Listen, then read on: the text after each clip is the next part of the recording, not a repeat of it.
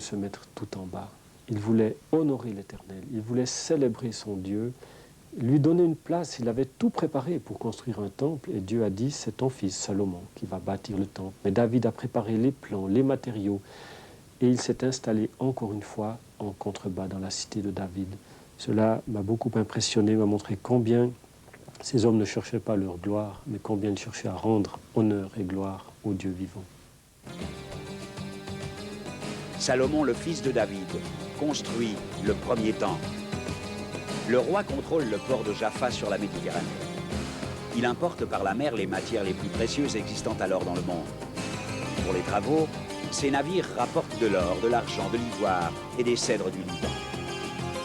La Bible précise que 100 000 talents d'or sont utilisés pour la construction du temple.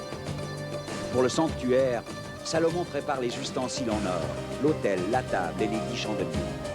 Il recouvre d'or toute la maison et l'autel devant le sanctuaire. Ce coffre donne une idée de la splendeur du temple de Salomon.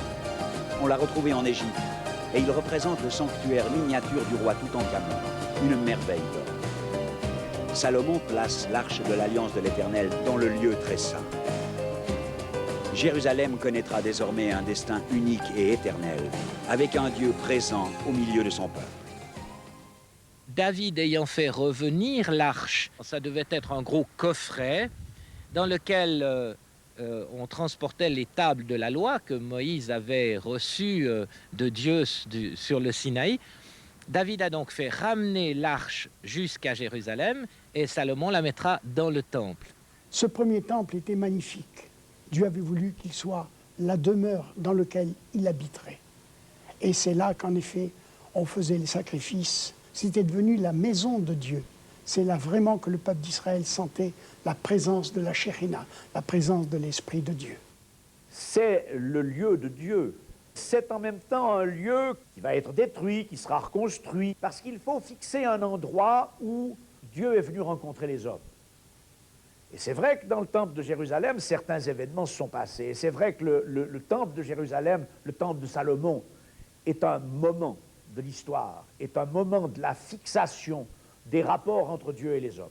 Quand le roi Salomon a inauguré le temple qu'il a construit, il dit textuellement « Kibeti bet tefila ikare lechol ha'amim » ma maison sera une maison de prière pour toutes les nations. Lechol ha'amim, pour toutes les nations. Le temple n'est pas un simple concept qui s'applique exclusivement au peuple juif. Lorsqu'on examine les écrits des prophètes, on voit que le monde entier a une relation unique et très spéciale avec Dieu au travers du temple.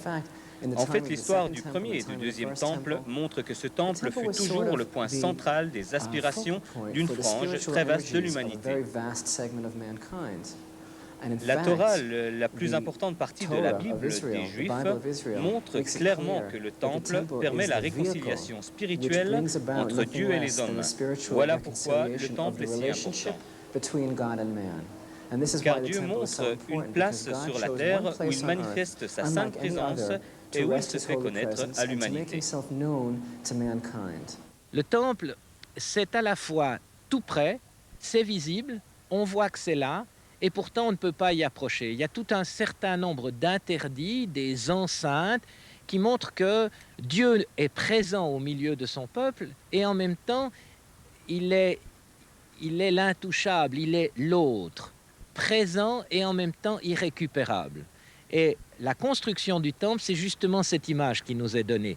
Le temple est présent au milieu de la ville, et on n'y rentrera pas, si ce n'est les prêtres, et encore pas tous les prêtres, les hebdomadaires, ceux qui travaillent pendant cette semaine-là. Et puis pour entrer plus loin encore jusqu'à l'intérieur du temple, seul le grand prêtre et seul une fois par an, au Yom Kippour, pourra rentrer. Donc à la fois proximité et distance. Et c'est bien Jérusalem. Jérusalem, je suis sûr qu'il y a beaucoup de pèlerins qui sont déçus quand ils arrivent à Jérusalem. Ils disent « Ah, c'est seulement ça ». Et en même temps, Jérusalem, c'est unique parce que c'est le lieu où Dieu n'a jamais été aussi proche de l'humanité et en même temps où il se fait extrêmement discret. Et la fin de l'histoire, ce sera un Dieu tellement proche de l'humanité et tellement discret qu'il s'incarnera et deviendra Jésus-Christ.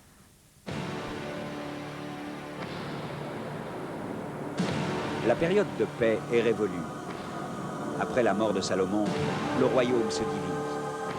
Les Israélites font ce qui est mal aux yeux de l'Éternel. Ils se construisent des hauts lieux et dressent des stèles et des pieux sacrés. Pourtant, des hommes courageux et intransigeants se lèvent. Ce sont les prophètes Élie, Jérémie et Ésaïe. Ils préviennent le peuple qu'il sera châtié pour sa rébellion et son idolâtrie.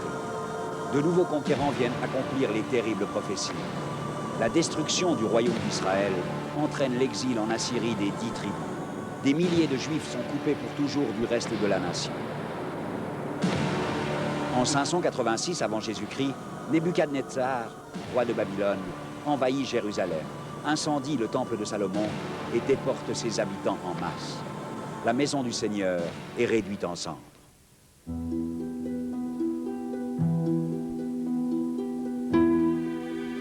Dans le psaume 137, le peuple gémit. Sur les bords des fleuves de Babylone, nous étions assis et nous pleurions en nous souvenant de Sion. Comment chanterions-nous les cantiques de l'Éternel sur une terre étrangère? Si je t'oublie, Jérusalem, que ma droite m'oublie. Le temps d'exil prend fin lorsqu'en 539 avant Jésus-Christ, Cyrus, roi des Perses, écrase l'armée babylonienne. Dès lors, les jours du dernier grand empire de Mésopotamie sont comptés. Le prophète Ésaïe écrit « Babylone, l'ornement des royaumes, sera détruite comme Sodome et Gomorrhe. Le tyran n'est plus, l'oppression a cessé. » Conservé au British Museum à Londres, le cylindre de Cyrus décrit la prise de Babylone et reflète aussi la politique de tolérance du roi perse. En effet, Cyrus renvoie les captifs dans leur pays d'origine. En 538, il autorise les Juifs à retourner à Jérusalem. Voici ce que l'on peut lire sur le cylindre de terre cuite. Lorsque je fis une entrée pacifique dans Babylone, je libérai les habitants du joug qui ne leur convenait pas. J'améliorai leur habitat, je calmai leur tristesse. Je suis Cyrus, le roi de l'univers. C'est lors du règne de son successeur Darius Ier qu'on commence à reconstruire le temple de Jérusalem.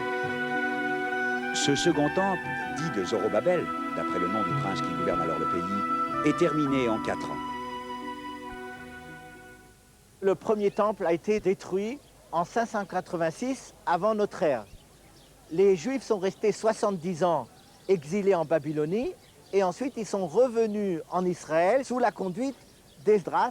Et c'est lui qui, non seulement a présidé à la reconstruction du deuxième temple, mais qui a également, on pourrait dire, donné une nouvelle structure au service religieux. C'est lui qui a remis les structures qui avaient complètement été désorganisées au moment de l'exil, au moment de la destruction du premier temple. Il a fallu attendre 70 ans. Et 70 ans plus tard, Dieu a montré à ses prophètes que le temps était venu. Et alors, c'est là que nous voyons dans le livre de Esdras, Néhémie, la reconstruction du temple. Le temple qui va être fait sera moins beau, bien moins beau que le premier, c'est vrai, mais construit dans des circonstances bien difficiles, des circonstances dans lesquelles le peuple d'Israël a dû traverser bien des épreuves parce que beaucoup de choses s'opposaient. Mais le temple a été construit quand même. Ce n'était plus le beau temple, le premier.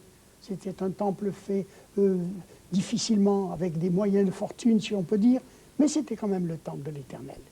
Il a fallu attendre jusqu'au temps d'Hérode, et Hérode a proposé aux Juifs non pas de rebâtir le temple, car il n'a pas été rebâti, mais d'arranger ce temple, de l'embellir. Et en effet, c'est ce qui a été fait. Sur le littoral méditerranéen, les ruines impressionnantes de Césarée, autrefois capitale romaine de la Palestine. Pour construire ce port aussi profond et vaste que celui d'Athènes, Hérode le Grand mettra 12 ans. La ville dispose d'un système complet d'égouts. Long de 9 km, un aqueduc alimente Césarée en eau qui provient des sources des montagnes. La ville possède un amphithéâtre, le plus bel édifice de ce type en Orient. Investi par le Sénat romain en l'an 40 avant Jésus-Christ, Hérode est envoyé en Judée. Ce roi, qui construira aussi les forteresses d'Hérodion et de Massada, se révèle être l'un des plus grands bâtisseurs